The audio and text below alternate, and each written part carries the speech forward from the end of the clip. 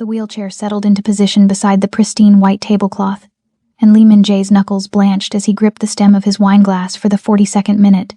No text, no call, just the suffocating reality of being abandoned like discarded trash. The other diners in the upscale restaurant practiced their studied indifference, but he felt their sidelong glances like acid on an open wound. The formidable Lee Min-jae, godfather of the Blood Oath organization, diminished to a pathetic figure waiting for a woman who would never arrive, a specter haunting his own humiliation. He was reaching for the chrome wheel of his chair when the main doors swept open, and she entered, rich brown skin catching the amber glow of the chandeliers, her natural hair pulled back in an efficient ponytail, a small girl's hand tucked protectively in hers. The child's curious gaze found him instantly, and before her mother could react, she was pulling free and approaching his table with the bold innocence only children dare to possess. "Why are you sitting all alone, mister?" the little girl asked, her head tilting with genuine concern. The woman's sharp intake of breath followed half a heartbeat later as she rushed forward, apologies already forming, but Lee Min-jae couldn't tear his eyes from her face, exhausted but warm, guarded but kind, and remarkably, utterly unintimidated by the man whose name made grown criminals flinch. Sandra Peterson had exactly dollar transcript in her checking account, and $89 in tips folded in her apron pocket, a reality she refused to dwell on as she pushed through the brass doors of the Meridian with her 7-year-old daughter's hand warm and trusting in hers. The interview at the catering company 3 blocks away had been promising, or at least that's what she told herself, but "we'll be in touch" usually meant radio silence. Still, she'd promised her daughter they'd celebrate her good behavior with dessert at the fancy restaurant where Sandra worked the dinner shift, and Sandra Peterson never broke promises to her baby girl, even when keeping them meant choosing between groceries and the electric bill. The restaurant smelled like aged wine and rosemary, luxurious and foreign compared to their cramped studio apartment they'd just left. Sandra scanned the dining room with practiced efficiency, a business couple negotiating over appetizers, an elderly foursome lingering over coffee, and a man in a wheelchair positioned near the floor-to-ceiling windows, his profile sharp and striking in the late afternoon light filtering through the glass, tattoos visible at his collar despite the expensive white dress shirt. "Mama, can I get the chocolate torte? The one with the gold leaf?" Her daughter tugged her hand, practically vibrating with excitement. "We'll see, baby," Sandra murmured, her attention catching on the untouched place setting across from the man, the empty chair that seemed to radiate rejection, and the expression on his face devastating and all too familiar, the look of someone abandoned and trying desperately not to show it. Sandra caught him the next evening during the lull between the early and late dinner services, her daughter conspicuously absent, her expression professionally apologetic in a way that made Lee Min-jae's jaw tighten with unexpected irritation. She approached his usual table near the windows he'd returned, though he couldn't articulate why with her server's posture perfect, hands clasped in front of her apron. "Mr. Lee, I wanted to apologize for yesterday. My daughter shouldn't have bothered you like that. It was inappropriate, and I—" "Stop." The single word cut through her rehearsed speech like a blade through silk. He set down his wineglass with deliberate care, his dark eyes lifting to meet hers with an intensity that made her breath catch. "Your daughter wasn't rude. She was honest. Do you know how rare that is in my world?" Sandra's carefully constructed composure faltered. She opened her mouth, closed it, and he saw something flicker across her face, confusion mixed with cautious curiosity. She saw a man alone and asked why. He continued, his voice low enough that the neighboring tables couldn't eavesdrop. "No calculation, no fear, no pretense. That doesn't happen to me. Ever." He paused, studying her with the same calculated assessment he used on potential business associates. Except he found himself cataloging different things. The exhaustion shadowed beneath her eyes, the worn edges of her work shoes, the way her spine stayed rigid despite obvious fatigue. "You raised her to have courage and compassion. That requires strength most people don't possess." The words seemed to strike something deep inside her because her professional mask cracked just enough for him to glimpse the woman underneath, fierce, protective, running on fumes and sheer determination. Sandra's voice came out rougher than she intended.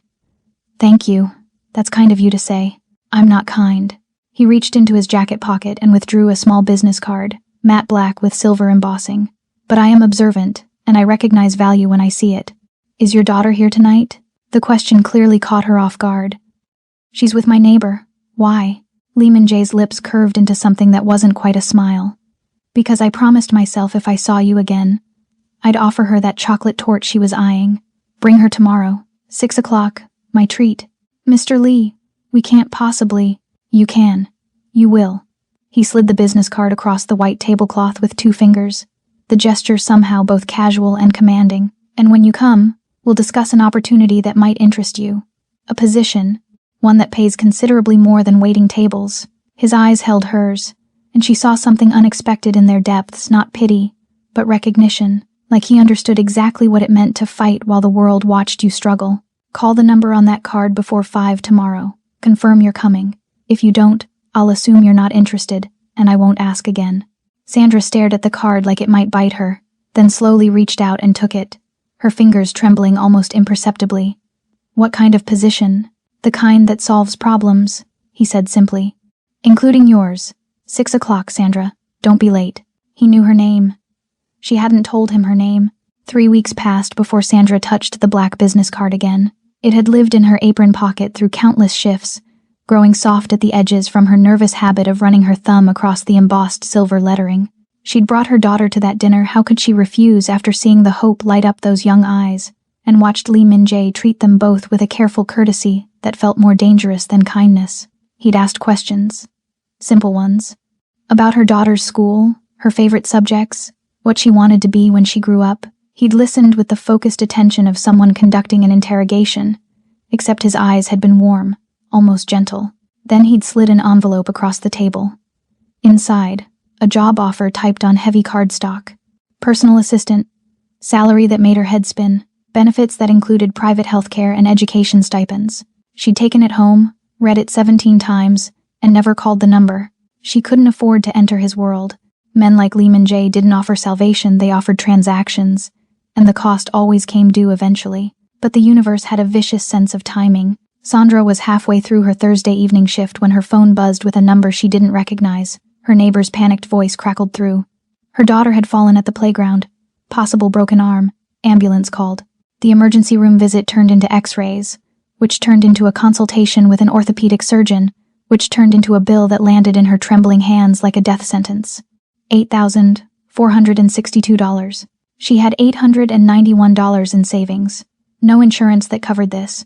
No family to call. No options except payment plans that would strangle her budget for the next 5 years, assuming they'd even approve her. Sandra sat in the hospital corridor with her sleeping daughter's head in her lap, the little girl's arm now casted and cradled carefully, and pulled out the business card with hands that had finally stopped shaking from adrenaline. The embossed letters caught the fluorescent lighting. Lee Min-jae, private line. Her thumb hovered over her phone screen for a full minute before she typed the message. This is Sandra Peterson. Is your offer still available? The response came in less than 30 seconds. Yes. My driver will collect you tomorrow. 10 a.m., bring your daughter, we'll talk. Sandra closed her eyes and felt the weight of the decision settle into her bones like stones sinking in deep water. She'd been drowning for years, working herself to exhaustion and still falling behind. Maybe it was time to stop fighting the current and see where it carried her. Even if the man offering the lifeline was the most dangerous person she'd ever met. Her phone buzzed again. The medical bill has been handled. Consider it a signing bonus. Sandra's breath caught in her throat. She looked down at the invoice still clutched in her other hand, then back at the message on her screen. He'd known. Somehow, impossibly. He'd known exactly when she'd break. The black town car idled outside her apartment building at exactly 10 a.m., sleek and out of place among the rusted sedans and dented pickup trucks that lined the cracked pavement. Sandra watched it from her third-floor window, her daughter pressed against her side, the girl's casted arm cradled protectively. The driver stepped out, a broad-shouldered man in a dark suit, who moved with the controlled efficiency of someone trained for violence, and opened the rear door. Lee Min-jae didn't emerge. Instead, his voice carried up through the morning air, calm and unmistakable. Sandra, we can talk here, or you can come down. Your choice. She felt her daughter's curious gaze on her face. Those innocent eyes that trusted her to make the right decisions, to keep them safe, to somehow make their broken life whole again. Sandra kissed the top of her head and murmured for her to stay inside with Mrs. Chen next door, then descended the narrow stairwell with legs that felt like lead. He was waiting at the bottom, his wheelchair positioned near the building's entrance where the morning light cut harsh shadows across his face. Up close, in the unforgiving daylight, she could see the full extent of the tattoos that crawled up his neck, intricate patterns that probably meant something deadly in his world. His white shirt was crisp despite the humidity, his dark slacks perfectly tailored, even seated.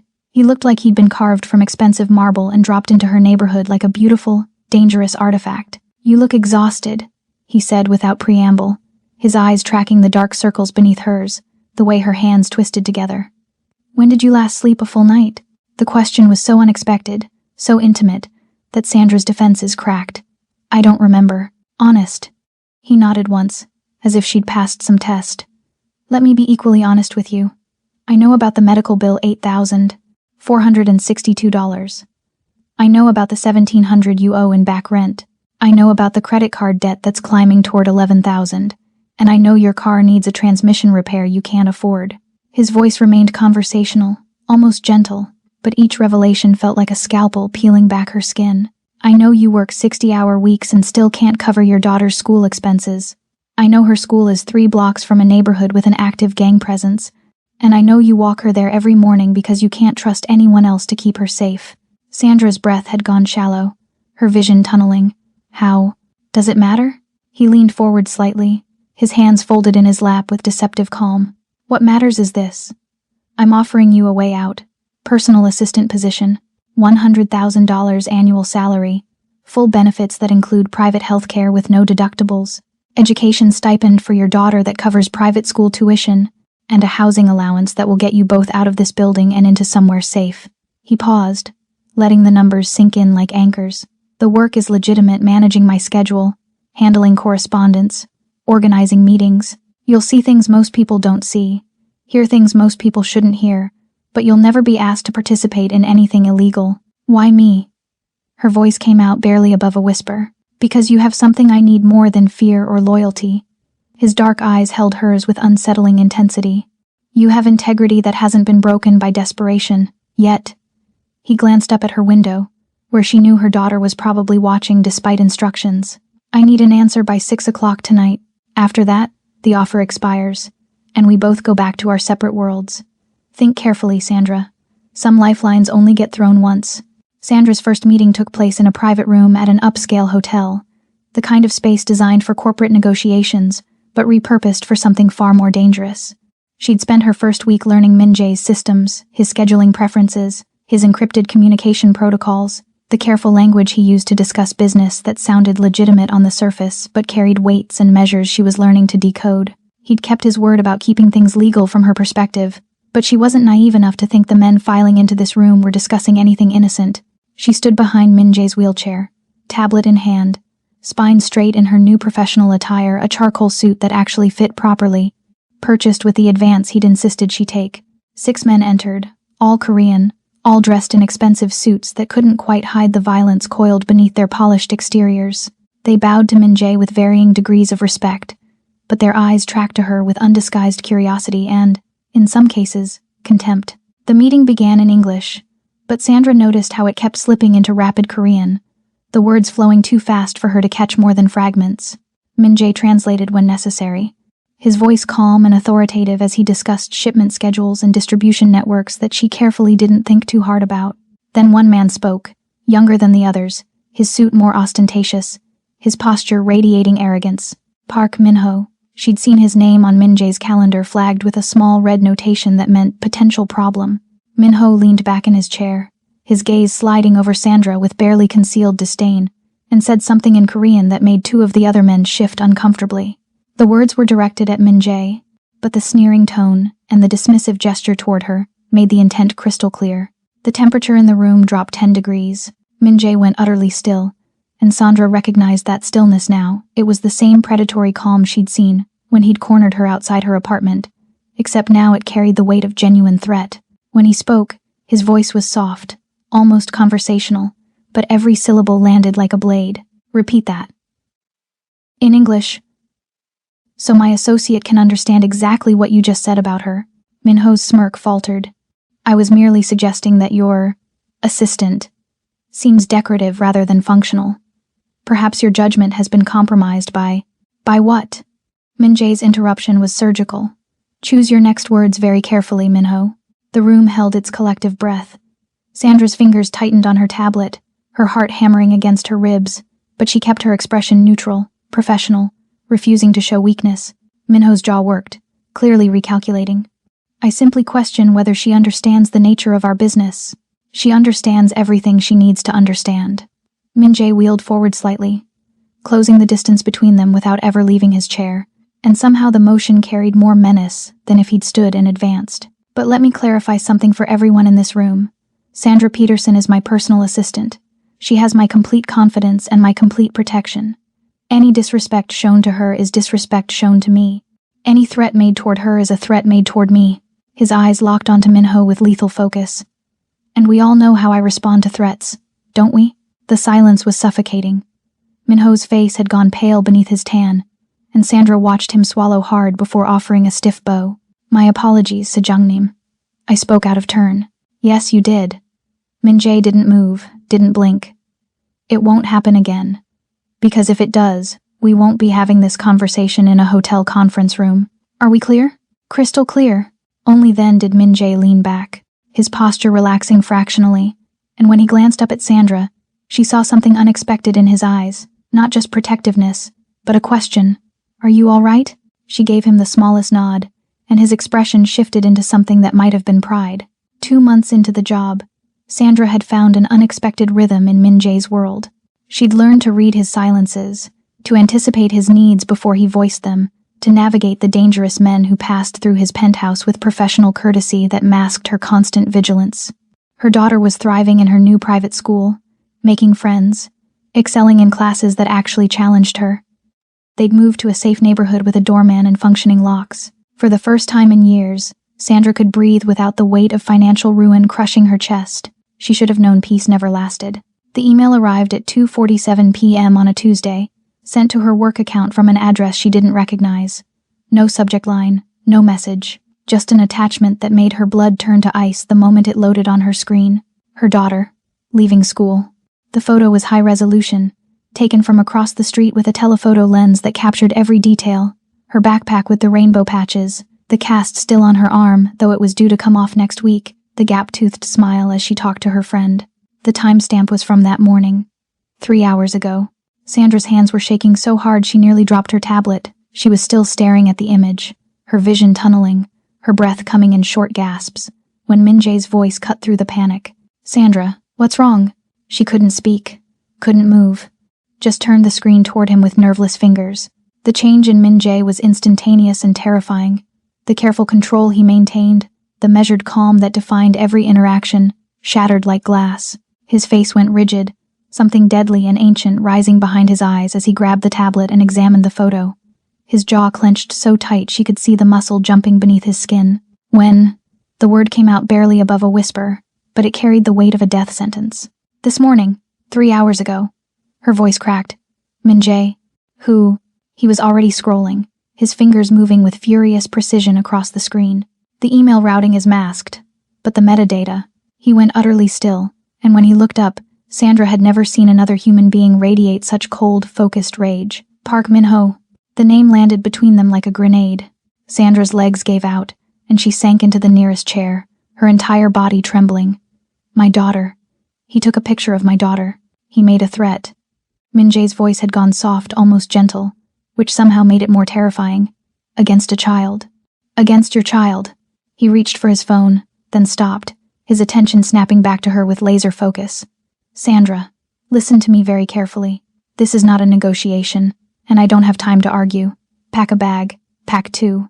1 for you, 1 for your daughter. You're moving into the penthouse tonight. I can't just... You can, you will. He was already texting someone, his fingers flying across the screen. I'm sending 2 of my people to your daughter's school right now. They'll stay with her until you can pick her up. I'm putting armed security on your apartment building until we can move your belongings. And you. He looked up at her, and the protective fury in his expression made her chest ache. You don't leave my sight until Minho is dealt with. Do you understand? Sandra opened her mouth to protest about boundaries, about keeping her daughter separate from his world, about all the conditions she demanded, but the words died in her throat, because the man in front of her wasn't her boss anymore. He was something more dangerous and infinitely more necessary. He was her shield. How long? She whispered. As long as it takes. His hand found hers, squeezed once, fierce and steady. No one touches your daughter.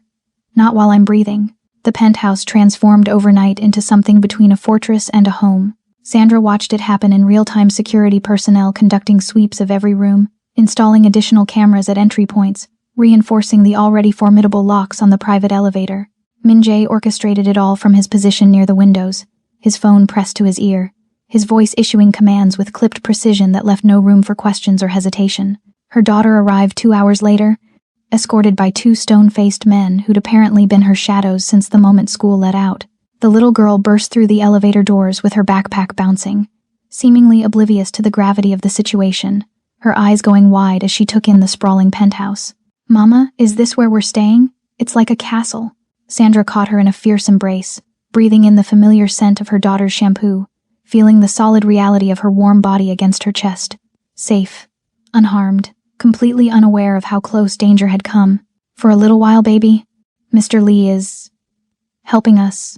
Min-jae had wheeled closer, and when Sandra looked up, she saw something raw and unguarded in his expression as he watched them relief. She realized, and something deeper that made her breath catch. "Your room is ready," he said quietly. "Second door on the left.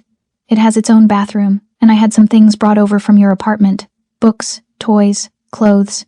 His gaze shifted to her daughter. "There's also a new tablet on the desk, for homework, and maybe some games if your mother approves." The little girl's face lit up, and she looked to Sandra with pleading eyes. Sandra managed a nod, and her daughter took off down the hallway with the resilient enthusiasm only children possessed, her cast-covered arms swinging as she ran. The silence that followed felt heavier than stone. "She doesn't know," Sandra whispered. "She has no idea what almost happened." "Good." Min-jae's voice was rough. "She should never have to know. This is my fault, Sandra. I brought you into my world, and I didn't protect you well enough. I underestimated how far Minho would go. And your daughter," his hands clenched on the armrests of his wheelchair, knuckles going white. "A child. He threatened a child to get to me." Sandra found herself moving without conscious thought, sinking to her knees beside his chair so they were eye level, her hands covering his clenched fists. "Stop. This isn't your fault. Minho made his choice. I made mine first." His dark eyes met hers, and she saw the weight of self-recrimination there, the shame that went deeper than the current crisis. "I chose to pursue you, to pull you into this life.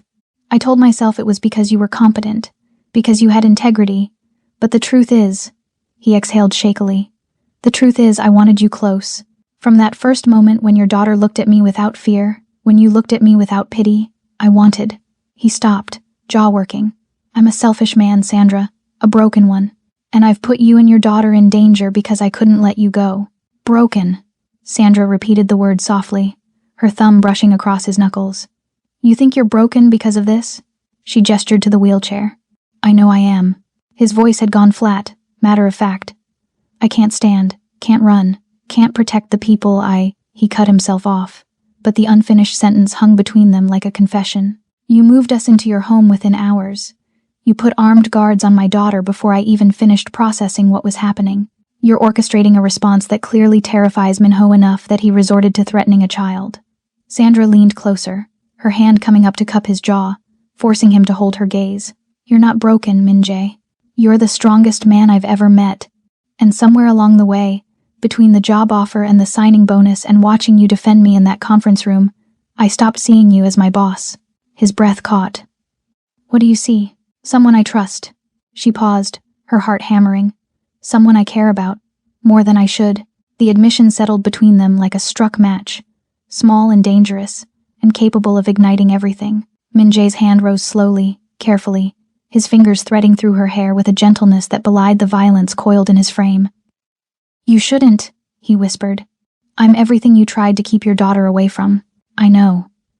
Sandra's eyes didn't waver. "But you're also the reason she's safe right now. You're the reason we're both safe. So maybe I'm selfish too." His forehead dropped to rest against hers, and for a moment, the formidable godfather of the Blood Oath organization was just a man holding on to something precious he didn't believe he deserved. He left before dawn on a Thursday, and Sandra woke to find only a note on the kitchen counter in his precise handwriting. "Keep her safe. I'll handle the rest. Don't leave the penthouse." 3 days of silence followed. Sandra tried to maintain normalcy for her daughter's sake, helping with homework at the dining table, watching movies on the massive screen, exploring the penthouse like it was an adventure rather than a gilded cage. But at night, after her daughter fell asleep in the guest room surrounded by stuffed animals and new books, Sandra stood at the floor-to-ceiling windows and stared out at the city lights, her reflection ghostly in the glass, and wondered if Min-jae was still breathing. The security team rotated shifts with military precision but offered no information beyond clipped reassurances that the situation was being handled. She caught fragments of phone conversations in Korean, tense voices discussing movements and confirmations that made her stomach clench with dread. This was the part of his world she'd been protected from: the violence, the war, the cost of power measured in blood and bodies. On the third night, at 2:17 a.m., the private elevator chimed. Sandra was off the couch before conscious thought, her heart in her throat, her body moving toward the sound. The doors slid open, and Min-jae emerged alive, whole, but transformed. His white shirt was gone, replaced by a black t-shirt that showed the full extent of his tattoos. There was dried blood on his knuckles, a cut above his eyebrow that had been cleaned but not properly treated, and an exhaustion in his eyes that went bone deep. Their gazes locked, and the air between them crackled with everything unsaid. "Is it done?" Sandra's voice came out barely above a whisper. "It's done." He wheeled forward slowly, and she saw the weight of whatever he'd done in the rigid set of his shoulders, the haunted look beneath the exhaustion. Minho won't threaten anyone again. Neither will his organization. It's finished. Sandra closed the distance between them in 3 steps and dropped to her knees in front of his wheelchair, her hands finding his bloodied ones, not caring about the evidence of violence still marking his skin. "Are you hurt?" "No." The single word cracked on the way out. "Sandra, I need to know." I was terrified. The confession burst out of her like a dam breaking. "For 3 days, I didn't know if you were alive or dead, and I realized that somewhere between you paying my daughter's medical bills and defending me in that conference room and pulling us into your home to keep us safe, I stopped being able to imagine my life without you in it." Her voice shook, but she didn't look away. "I love you. I don't know when it happened or how, but I do. And if you died out there," his hand came up to cup her face, thumb brushing away tears she didn't realize were falling. "Stop. I'm here. I'm not going anywhere. You can't promise that." Her fingers tightened on his. "Your world doesn't allow for promises like that. Then let me promise you this instead." He leaned forward, his forehead touching hers, his voice dropping to something raw and unguarded. "Everything I did these past 3 days, every choice I made, every line I crossed, it was for you, for her, for the family you've become to me." His breath was warm against her lips. "I went to war, Sandra, and I won, because the alternative was losing you, both of you, and I'm not strong enough to survive that. Min-jae, be mine." The words were part command, part plea. "Not as my assistant, not as someone I employ. Be mine. Let me be yours. Let me protect you and your daughter, not because I pay you, but because you're my family, the only family that matters." Sandra's breath caught, her heart hammering so hard she could hear it in her ears. "You're asking me to choose you, fully, knowing what you are, what your life is. Yes, no apology, no softening. I'm asking you to choose the monster who loves you more than his own life." She looked at him, this dangerous, broken, beautiful man who'd systematically dismantled every wall she'd built to survive, who'd offered her salvation and demanded nothing but honesty in return, who'd gone to war for her daughter without hesitation. "I already chose you," Sandra whispered against his mouth. "3 days ago, when you left, and I realized I'd rather have you alive and dangerous than safe and alone. I choose you, Min-jae. I choose us." When he kissed her, it tasted like promises written in blood and devotion forged in fire, the kind of love that didn't ask permission and didn't apologize for existing. The sound of small feet padding across hardwood broke through the moment like a stone through still water. Sandra pulled back first, her maternal instincts overriding everything else, her head turning toward the hallway where her daughter stood in her pajamas, backlit by the soft glow of the nightlight they'd installed in her room. "Mama?" The little girl's voice was sleep-rough and uncertain, her good hand clutching the stuffed rabbit Min-jae had bought her on the second day. "I heard voices. I got scared. I'm here, baby." Sandra was up and moving before Min-jae could respond, but his hand caught hers briefly, a silent anchor before she crossed to her daughter and gathered her close. "Everything's okay. Mr. Lee just got home." The girl's eyes tracked past Sandra to where Min-jae sat in his wheelchair, and Sandra watched her daughter's face shift through a series of expressions: relief, curiosity, and then something more complicated as she took in the scene she'd interrupted. Children saw more than adults gave them credit for, and Sandra knew her daughter had just witnessed something that changed the landscape of their small family. "You were gone a long time," the girl said to Min-jae, her tone somewhere between accusation and concern. "Mama was sad. She tried to hide it, but I could tell." Min-jae's expression softened in a way Sandra had never seen before, all the hard edges and controlled menace melting into something almost gentle. "I'm sorry I made your mother sad. I had to take care of something important. Something to keep both of you safe." The girl considered this with the gravity of someone far older than her years. Then she walked across the room, her bare feet silent on the floor, and stopped directly in front of Min-jae's wheelchair. Sandra's breath caught, every maternal instinct screaming to intervene, to protect, but she forced herself to stay still and let the moment unfold. "You love my mama," the girl said. Not a question, a statement of observed fact. Min-jae didn't flinch, didn't deflect. "Yes, very much. And you want to keep us safe. Both of us. More than anything." The girl's head tilted, her expression serious in that way children became when processing something that would shape their understanding of the world. "My teacher said families are people who love each other and take care of each other. She said families come in all different shapes."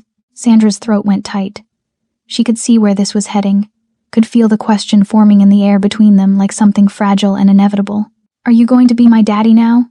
The words came out small but clear, cutting through the late-night silence with devastating precision. The question hung in the air, and Sandra watched Min-jae's face, watched him look at her daughter, really look at her, taking in the hope and fear and innocent trust in those young eyes. Then his gaze lifted to Sandra's, and she saw everything in that single glance. The question beneath the question.